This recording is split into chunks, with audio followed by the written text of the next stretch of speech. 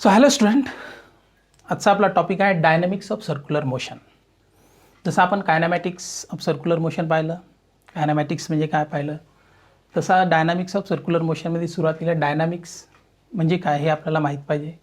तर डायनॅमिक्स काय असं आपण अगोदर ही याची डेफिनेशन बघितली की it is a branch which describe the motion with it cause. म्हणजे मोशन कोणत्या कारणामुळं होत आहे तर त्या कारणाचा अभ्यास करणारी जी ब्रँच आहे त्याला आपण म्हणू डायनॅमिक्स. ओके, तर डायनॅमिक्स काय, dynamics describe motion with its cause. मग आता सर्क्युलर मोशनचं कारण काय, तर सर्क्युलर मोशनचं कारण आहे सेंटिपिटल फोर्स. म्हणजे सेंटिपिटल फोर्समुळं सर्क्युलर मोशन काय पॉसिबल आहे. तर इथं आपल्याला दोन कॉज पाहिजे आहे, एक सेंटिपिटल फोर्स आणि दुसरा सेंट्रीफ्युगल फोर्स. तर पहिले आपण पाहू सुरुवातीला, that is a centripetal force. Centripetal force.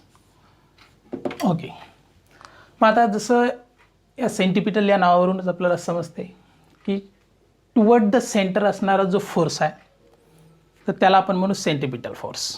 Okay, आता कन्सिडर करा particle uniform circular motion perform करत आहे आणि युनिफॉर्म सर्क्युलर मोशन परफॉर्म करत असताना आपल्याला माहीत आहे की the direction of the velocity is along the tangent and it is a continuously changes at every instant. आहे ना, वेलॉसिटीची डायरेक्शन जी आहे ती कंटिन्युअसली चेंज होते. ओके, आणि पार्टिकलला असते रॅडियल किंवा सेंटिपिटल ॲक्सलरेशन ज्याची डायरेक्शन असते toward the centre.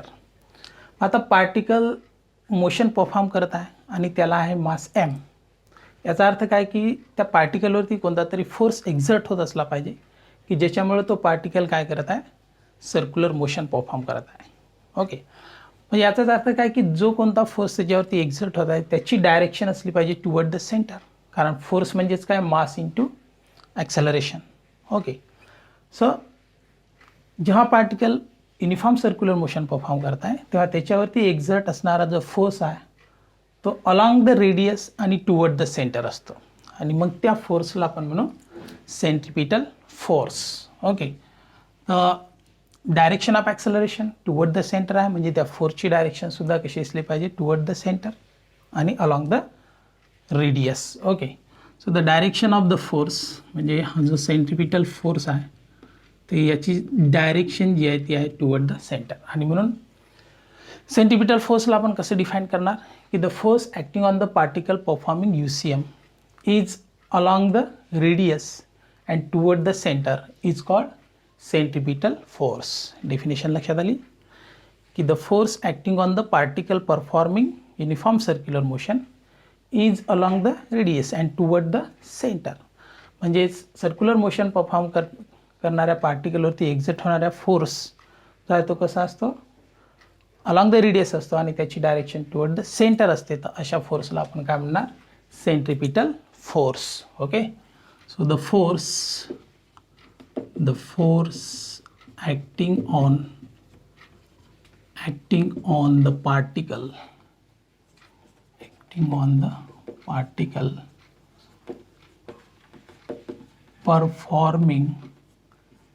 performing uniform circular motion is along the radius and directed towards the center, of circle is called centripetal force.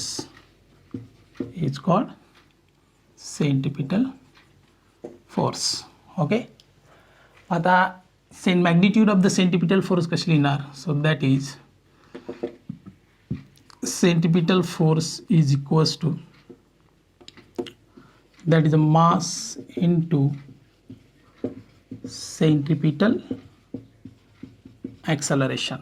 आता पार्टिकलचा मास आहे m आणि सेंटिपिटल ॲक्सेलरेशनची मॅग्निट्यूड आपण वेगवेगळ्या फॉर्ममध्ये लिहिली होती, that is omega square into r or mv square upon r or mv into omega.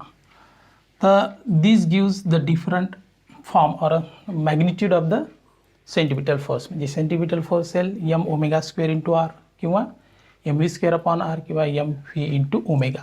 Okay, मग आता जसं डायग्राममध्ये दिसते आपल्याला की हा ओ ए जो आहे समजा हा आहे रेडियस वेक्टर आणि रेडियस वेक्टरची जी डायरेक्शन आहे ती आहे away from the centre.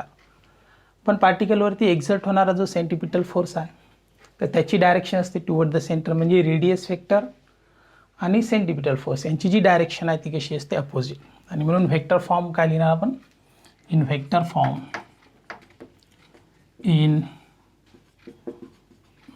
Form that is centripetal force is equals to minus m into omega square into r bar.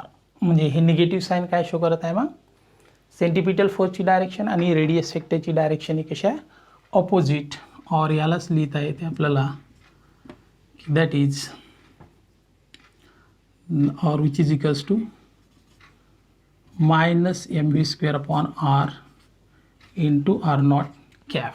Okay, तर इथं हा आर नॉट कॅप जो आहे तो आहे unit vector in the direction of the radius vector. तर अशा पद्धतीने आपण काय करू शकतो याला मॅग्निट्यूड फॉर्म आणि वेक्टर फॉर्ममध्ये रिप्रेझेंट करू शकतो. तर फोर्स आपल्याला माहीत आहे की वेक्टर क्वांटिटी आहे आणि सेंटिपिटल फोर्सची डायरेक्शन जी आहे ती अवे फ्रॉम द सेंटर आहे. त्याची मॅग्निट्यूड अशा पद्धतीने आपल्याला डिनोट करता येईल. ओके, तर फोर्स आहे सेंटिपिटल फोर्स आहे याचा अर्थ याचं युनिट काय असेल न्यूटन.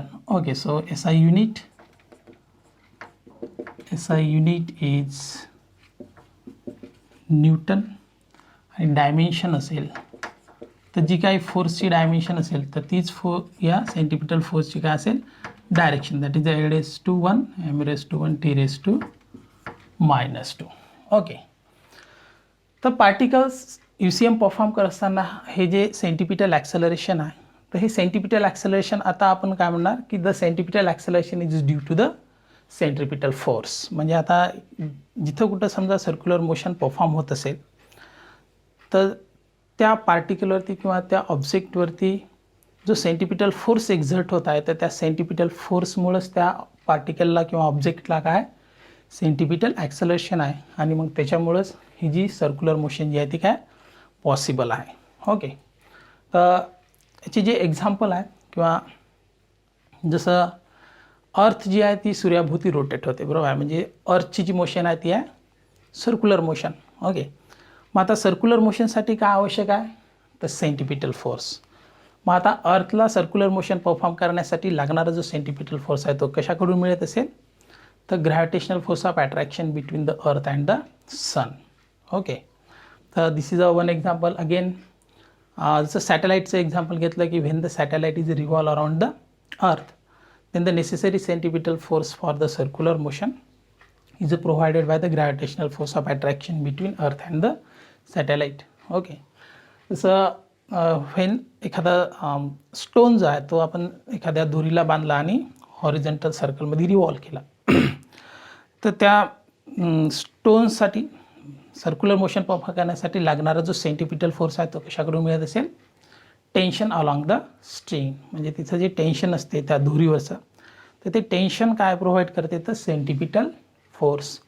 किंवा जसं एखादा हॉरिझॉन्टल सर्क्युलर रोड आहे ज्याच्यावरून बस जी आहे ती काय होत आहे टर्न होत आहे.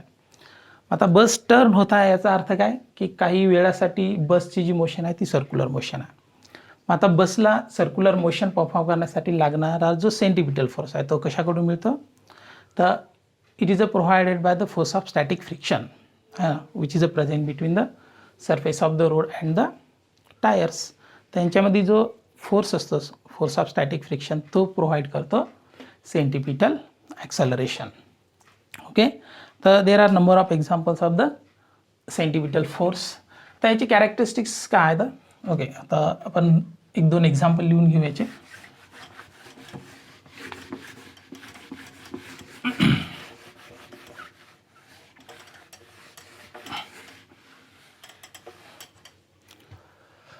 So example, when the satellite when satellite revolves around the earth, necessary centripetal force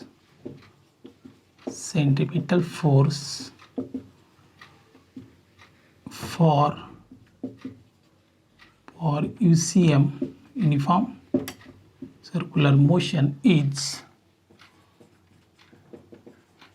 provided by gravitational force of attraction between the earth and satellite. Okay, हे झालं एक एक्झाम्पल. सेकंड एक्झाम्पल आपण घेऊ शकतो. when a bus turn along horizontal curve road, so necessary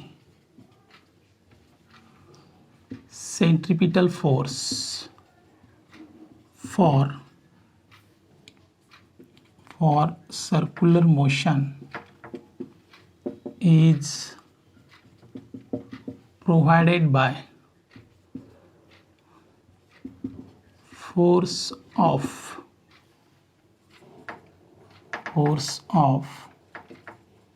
static friction between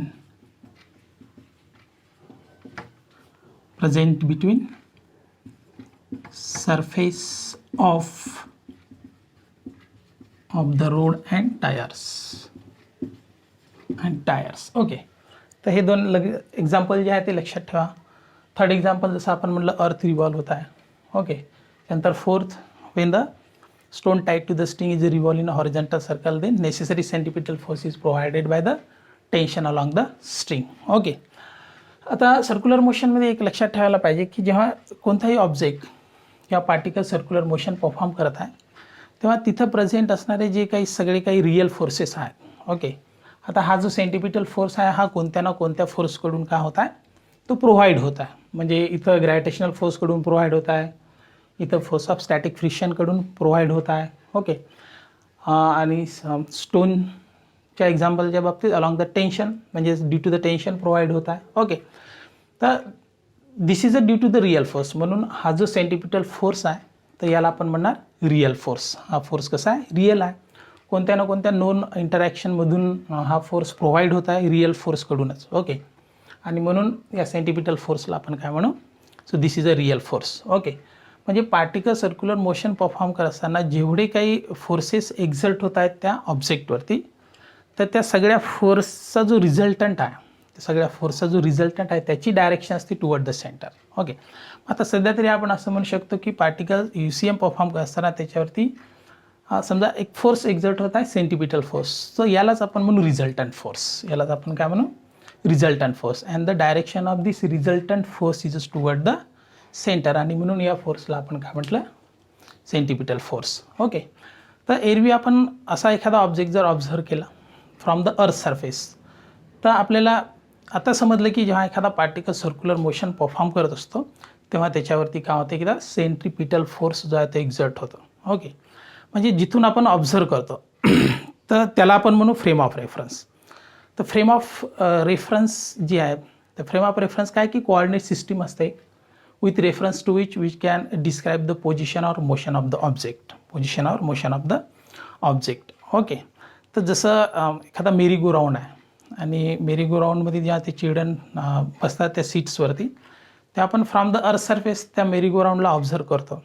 आणि ते chairs जेव्हा circular motion perform करतात तेव्हा आपल्याला काय लक्षात येईल की त्यांच्यावरती सेंटिपिटल फोर्स एक्झर्ट होत आहे. एक्झर्ट होत आहे. म्हणजे आता ही जी फ्रेम ऑफ रेफरन्स आहे which is at a rest, म्हणजे अर्थ जी आहे ती त्या सध्यासाठी आपण ती ॲट अ रेस्ट कन्सिडर करू. But it is a moving with uniform velocity, आहे ना, मूव्हिंग विथ युनिफॉर्म वेलॉसिटी. तर अशी जी फ्रेम ऑफ रेफरन्स असते which is at rest or moving with uniform motion, moving with uniform motion, एकसारख्या मोशननं जर move होत असेल तर त्या फ्रेम ऑफ रेफरन्सला म्हणून इनिशियल फ्रेम ऑफ रेफरन्स. आणि त्या फ्रेम ऑफ रेफरन्समध्ये काय होते तर न्यूटन्स लॉज ऑफ मोशन जे आहे ते व्हॅलिड होतात. तर अशा इनर्शियल फ्रेम ऑफ रेफरन्समध्ये सेंटिपिटल फोर्स जो आहे तो काय होतो अराईज होतो. Okay, so centripetal force is arise in a inertial frame of reference. Okay, तर याच्यावरून आपल्याला या सेंटिपिटल फोर्सचे काही कॅरेक्टरिस्टिक जे आहे हे कॅरेक्टरिस्टिकसुद्धा लिहिता येतात. ओके, तर अशीच कॅरेक्टरिस्टिक जे आहे ते आपण सेंट्रिफ्युगल फोर्ससाठी सुद्धा लिहिणार आणि त्याच्यावरून मग आपल्याला या दोन फोर्समधला डिफरन्स सुद्धा तर तो डिफरन्स आपल्याला लिहिता येतो. ओके, तर कॅरेक्टरिस्टिक, तर सर्वात अगोदर याची जी डायरेक्शन आहे it is a toward the centre असते सेंटिपिटल फोर्सची. म्हणजे फर्स्ट कॅरेक्टरिस्टिक काय लिहिणार की it is along radius and directed towards the center,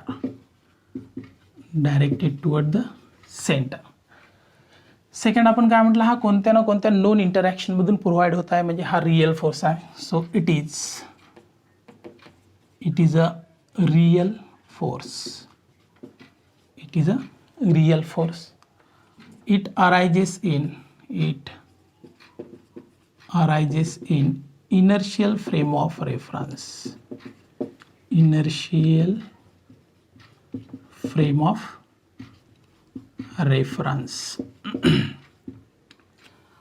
Second, it is a cause of UCM, uniform circular motion जी आहे तर ती याच फोर्समुळे होते. त्याचा रिझन काय की हा जो सेंटिपिटल किंवा रेडियल ॲक्सेलरेशन आहे it is due to the centripetal force. आणि म्हणून आपण असं म्हणू शकतो की हे सर्क्युलर मोशनचं कारण आहे. ओके, आणि याला व्हेक्टर फॉर्ममध्ये काय लिहिता येईल in vector form that is the centripetal force equals to minus m into omega square into r bar. तर हे जे पॉईंट्स आहे हे ॲज अ डिफरन्स आपण हे कॅरेक्टरिस्टिक घेत आहोत जेणेकरून आपल्याला डिफरन्स जो आहे तो इझिली लक्षात यावा between the centripetal force and centrifugal force. याच्या व्यतिरिक्त आणखी कॅरेक्टरिस्टिक्स जे आहेत आपल्याला लिहिता येईल. ओके, जसं डायग्राममध्ये दिसते की centripetal force is always perpendicular to the direction of this tangential velocity. Okay, म्हणजे पार्टिकल सर्क्युलर मोशन परफॉर्म करत असताना जर समजा सडनली जर सेंटिपिटल फोर्स व्हॅनिश झाला म्हणजे नष्ट झाला तर पार्टिकल कसा मूव्ह होईल तर along the tangent of this circular path. Okay, परत the direction of the force आणि direction of this velocity perpendicular असल्यामुळे यांचा जो डॉट प्रॉडक्ट आहे तो असतो 0. ओके, म्हणजे सेंटिपिटल फोर्सकडून जे वर्क होते ते वर्कसुद्धा इथं का असते 0 असते. ओके, तर असे काही कॅरेक्टरिस्टिक जे आहेत आपल्याला या सेंटिपिटल फोर्ससाठी सांगता येतील. ओके, तर होप तुम्हाला हा सेंटिपिटल फोर्स समजला असेल. तर फक्त एवढं लक्षात ठेवा शॉर्टमध्ये the force which is along the radius and toward the centre of circle तर त्याला आपण म्हणू centripetal force. So which is a product of mass into centripetal acceleration. आणि त्याच्यावरून आपल्याला डिफरंट फॉर्म ऑफ मॅग्निट्यूड लिहिता येतात. That is a mv square upon r mr omega square mv omega. Okay, हे मॅग्निट्यूड फॉर्म आणि vector फॉर्ममध्ये अशा पद्धतीने विथ निगेटिव्ह साईन आपण याला डिनोट करणार. तर नंबर ऑफ एक्झाम्पलसुद्धा आहेत याचे आणि हे कॅरेक्टरिस्टिक. ओके, तर हे तुमच्या लक्षात आले असतील. नेक्स्ट पाहू आपण सेकंड जो कॉज आहे तो सेंट्रिफ्युगल फोर्स. ओके,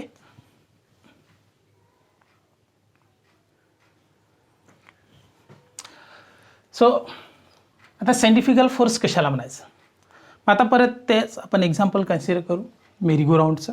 ओके, तर merry-go round circular motion perform करत आहे आणि ते जे ऑब्जेक्ट्स आहेत किंवा त्याचे चेअर्स आहेत तर त्यांच्यावरती मग नक्कीच कोणता फोर्स एक्झर्ट असेल तर centripetal force which is toward the centre. Okay, पण जेव्हा मेरीगो राऊंड मोशन परफॉर्म करत असतो किंवा तो युनिफॉर्म स्पीडवरती नसतो त्याच्या अगोदर का होते की आपल्याला माहीत आहे की त्या ऑब्जेक्ट म्हणजे चेअरवरती सेंटिपिटल फोर्स एक्झर्ट होत आहे, ज्याची डायरेक्शन आहे टुवर्ड द सेंटर. ची डायरेक्शन कशी आहे? Toward the centre. याचा अर्थ काय की त्या ज्या चेअर्स आहेत त्या टुवर्ड द सेंटर मूव्ह व्हायला पाहिजे, टुवर्ड द सेंटर मूव्ह व्हायला पाहिजे, पण तसं होत नाही. त्या चेअर्स ज्या आहेत त्या अवे फ्रॉम द सेंटर काय होतात? मूव्ह होतात. मग आता मोशन तर सर्क्युलर मोशन आहे. मोशन काय? सर्क्युलर मोशन आहे. ती कशामुळे होत आहे? तर सेंटिपिटल फोर्समुळे होत आहे, ज्याची डायरेक्शन टुवर्ड द सेंटर आहे. म्हणून ते जे ऑब्जेक्ट आहेत, मूव्ह होणारे ऑब्जेक्ट चेअर्स, त्या टुवर्ड द सेंटर जायला पाहिजे, पण असं होत नाही. तर हे आपण ऑब्झर्व करत आहोत फ्रॉम द अर्थ सरफेस, आणि ज्याला आपण म्हटलं inertial frame of reference which is a moving with uniform motion. Okay. पण आता फ्रेम ऑफ रेफरन्स जर चेंज झाली, आता फ्रेम ऑफ रेफरन्स चेंज होणं म्हणजे काय? म्हणजे आपण स्वतः त्या चेअरवरती बसल्यानंतर आपल्याला तिथं काय जाणवते, तर ती जी फ्रेम ऑफ रेफरन्स आहे चेअरची, तर that is a another frame of reference. Okay. आणि त्याला आपण म्हणू non inertial frame of reference. त्याला काय म्हणायचं? Non inertial. Okay. So which is a moving with accelerated motion. म्हणजे तिथं का होत आहे आता की हा मेरी गो राऊंड जो आहे तो युनिफॉर्म मोशनमध्ये यायच्या अगोदर. ओके. तर त्या चेअरवरती सुद्धा एक फोर्स एक्झर्ट होत आहे, आणि त्या फोर्सची डायरेक्शन आहे अवे फ्रॉम द सेंटर, पण तो असतो अलॉंग द रेडियस. आणि मग त्या फोर्सला म्हणू आपण सेंट्रीफ्युगल फोर्स. त्या फोर्सला आपण काय म्हणू? Centrifugal force. ओके. तर अकॉर्डिंग टू अस, आपल्या मतानुसार किंवा आपल्याला जी माहीत आहे त्यानुसार आपण काय म्हणणार की सेंटिपिटल फोर्स एक्झर्ट होत आहे ऑब्जेक्टवरती, आणि मग त्या टुवर्ड द सेंटर मूव्ह व्हायला पाहिजे, पण तसं होत आहे काय? नाही. ओके. तर तिथं वेगळी फ्रेम ऑफ रेफरन्स आहे. तिथं जी फ्रेम ऑफ रेफरन्स आहे ती वेगळी आहे. त्याला आपण म्हणू non inertial frame of reference. Okay. जी ॲक्सलरेटेड आहे, म्हणजे ती विथ अ युनिफॉर्म वेलॉसिटीनं मूव्ह होत नाही. Before the merry go round maintain the uniform motion. त्याच्या अगोदर. याचा अर्थ काय की त्या चेअरवरती एक्झर्ट होणारा जो सेंट्रिफ्युगल फोर्स आहे तो सेंटिपिटल फोर्सपेक्षा जास्त आहे, आणि त्याची direction away from the center आहे, आणि म्हणून त्या चेअर्स ज्या आहेत त्या मूव्ह होतात अवे फ्रॉम द सेंटर. मग एखादा पार्टिकल युनिफॉर्म सर्क्युलर मोशन म्हणजे सर्क्युलर मोशन परफॉर्म करत असताना जो फोर्स अलॉंग द रेडियस आणि अवे फ्रॉम द सेंटर असतो, तर त्याला आपण काय म्हणू? Centrifugal force. तर डेफिनेशन आपण काय लिहिणार की the force acting on the particle performing UCM uniform circular motion along the radius and directed away from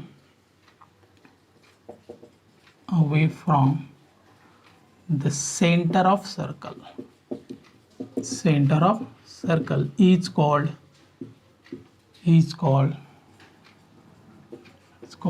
centrifugal force. Okay. तर हे झालं मेरी गो राऊंड युनिफॉर्म स्पीडमध्ये येण्याच्या अगोदर. ओके. तर याच्यामध्ये इनर्शियल आणि non inertial frame of reference समजणं खूप महत्त्वाचं आहे. ओके. सेकंड जर एक्झाम्पल जर सांगायचं झालं असेल की एखादी ट्रेन आपल्या समोरून जात आहे, आणि we are on the earth surface. आपण कुठं? On the earth surface. Okay. आणि त्या ट्रेनमध्ये एक पर्सन आहे ज्याला आपण ऑब्झर्व करत आहोत. ओके. तर अकॉर्डिंग टू अस, म्हणजे आपल्या म्हणण्यानुसार तो पर्सन मूव्ह होत आहे. ॲक्च्युली त्यालासुद्धा माहीत आहे की तो मूव्ह होत आहे विथ रिस्पेक्ट टू अस, आहे ना. विथ रिस्पेक्ट टू अस म्हणजे with respect to earth. Okay. पण frame of reference of that, त्या रेल्वेचा जो समजा जो डब्बा आहे ज्याच्यामध्ये आहे, तर त्या फ्रेम ऑफ रेफरन्सचा तो पर्सन कसा आहे? At a rest. तो पर्सन कसा आहे? At a rest. म्हणजे त्या ट्रेनची जी फ्रेम ऑफ रेफरन्स झाली ती नॉन इनर्शियल झाली. ती काय झाली? Non inertial. ओके. त्याच्या म्हणण्यानुसार. ओके. म्हणजे पर्सननुसार. आणि आपण ज्या फ्रेम ऑफ रेफरन्सवरती म्हणजे अर्थवरती झालो ती झाली inertial frame of reference. Okay. तर हे लक्षात ठेवा. मग आता मेरी गो राऊंड जेव्हा युनिफॉर्म मोशन अटेंड करतो, तर त्यावेळेस काय होते की हा सेंटिपिटल फोर्स आणि सेंट्रिफ्युगल फोर्स जो आहे ते दोन्ही बॅलन्स होतात. दोन्ही काय होतात? बॅलन्स होतात. लक्षात आलं. आणि म्हणून पार्टिकल मग आता काय करतो, तर तो सर्क्युलर मोशन जो आहे, युनिफॉर्म सर्क्युलर मोशन जो आहे तो काय करतो? परफॉर्म करतो. Okay. So the magnitude of the centrifugal force and the centripetal force is the same. So the magnitude of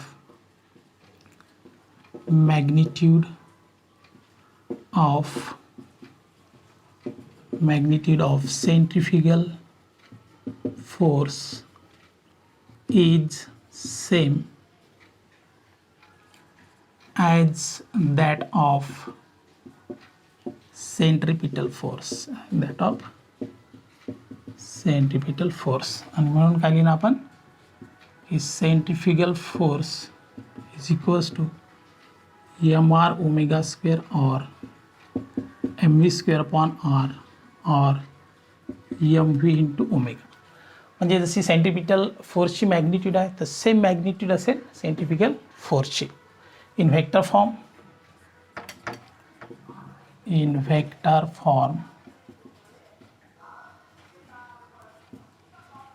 centrifugal force equals to plus m into omega square into r bar. Okay, तर centrifugal फोर्सची direction away from the center आहे, radius वेक्टरची direction सुद्धा away from the center आहे, म्हणजे both are in the same direction. आणि म्हणून इथं आपण काय डिनोट केलं तर हे प्लस साईन. हे लक्षात ठेवा. एसआय युनिट न्यूटन असेल, डायमेन्शन सेम असेल, L⁻⁴ M⁻⁴ T⁻², जसं सेंट्रिपिटल फोर्सची आहे तशीच. ओके, आता याचं एक्झाम्पल जसं आपण मेरी गो राऊंड म्हटलं. ओके, किंवा सेकंड एक्झाम्पल जर आपल्याला सांगायचं असेल की एखादी रोटेटिंग डिस्क आहे आणि त्या रोटेटिंग डिस्कच्या सेंटरवरती जर एखादा कॉईन जर प्लेस केला तर लाईक दिस, अशी एखादी डिस्क जी आहे ती काय होत आहे, रोटेट होत आहे. ओके, आणि इथं प्लेस केला आपण कॉईन. मग याचा अर्थ काय की कॉईन, ती डिस्क जी आहे ती सर्क्युलर मोशन परफॉर्म करत आहे, याचा अर्थ तो कॉईनसुद्धा सर्क्युलर मोशन जी आहे ती परफॉर्म करेल. म्हणजे हा coin toward the centre move व्हायला पाहिजे, पण हा सेंटरकडे मूव्ह नव्हता का, तो toward the edge of the disc move होतं. म्हणजे याचा अर्थ काय की त्या कॉईनवरती सेंट्रिफ्युगल फोर्स एक्झर्ट होता.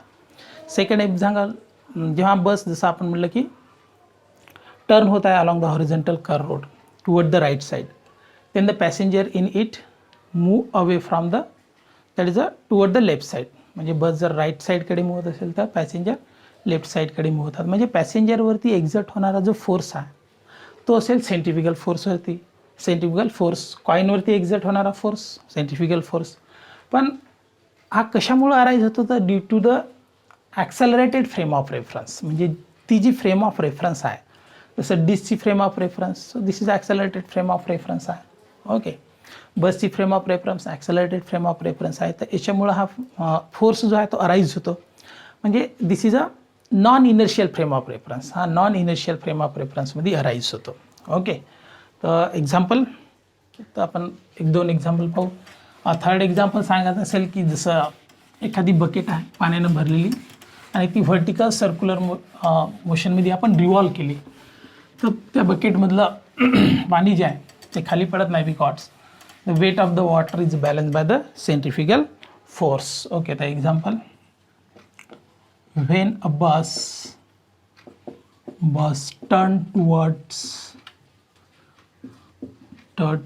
turns towards right side, passengers in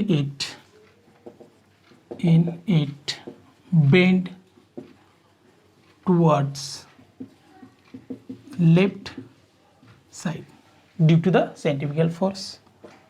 Second,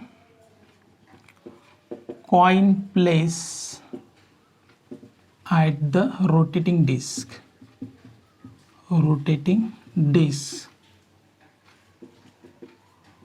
move away from center,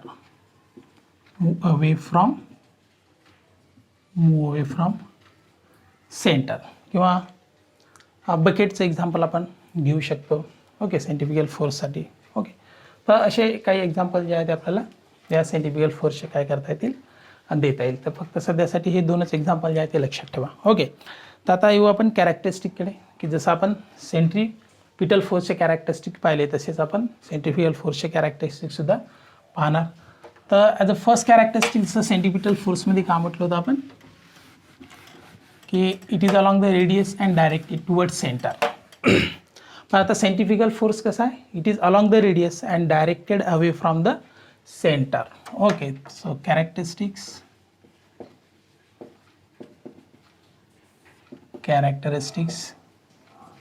it is along the radius and away from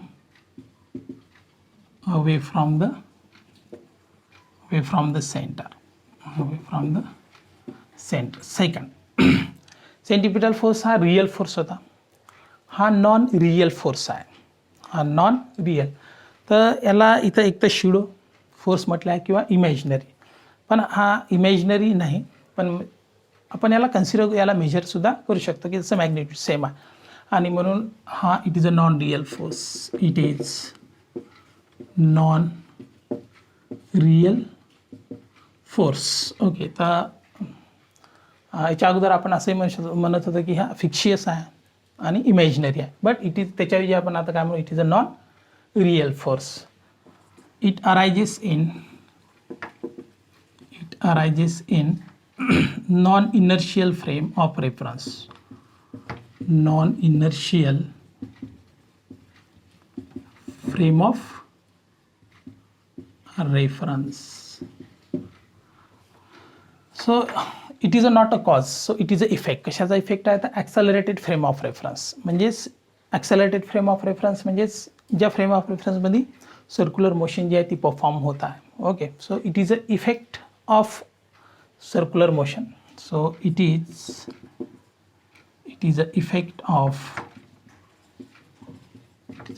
of circular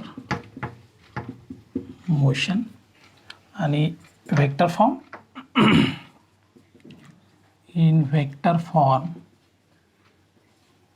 so centrifugal force equals to plus m omega square into r bar. तर centripetal आणि centrifugal फोर्सचे हे जे characteristics आहे हे compare करून आपण याचा डिफरन्स जो आहे तो लिहू शकतो. ओके, तर बुक्समध्ये आणखी एक सेकंड थिंग सांगितलेली आहे की सर्क्युलर मोशनसाठी जे फोर्स इक्वेशन जे आहे ते आपण कसं लिहू शकतो. आता सेंट्रिफ्युगल फोर्स म्हणजे शुडो फोर्ससुद्धा म्हटलेला आहे. Okay, so circular motion perform होत आहे आणि resultant of all the force म्हणजे रिझल्टंट फोर्सची डायरेक्शन आहे टुवर्ड द सेंटर. म्हणजे तो फोर्स कोणता असेल तर तो असेल that is a centripetal force. Okay, so resultant force is equals to minus m into omega square into r bar.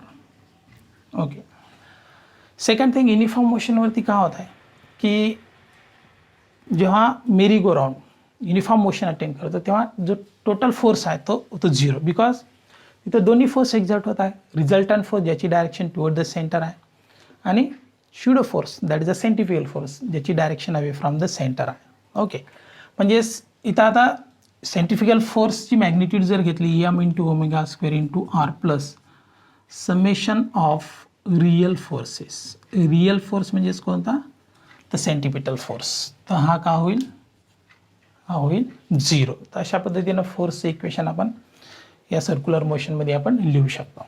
Okay, so thank you student. तुम्हाला हा व्हिडिओ जो आहे तो नक्कीच समजला असेल. ओके, बाकी आपण नेक्स्ट पार्टमध्ये बघू.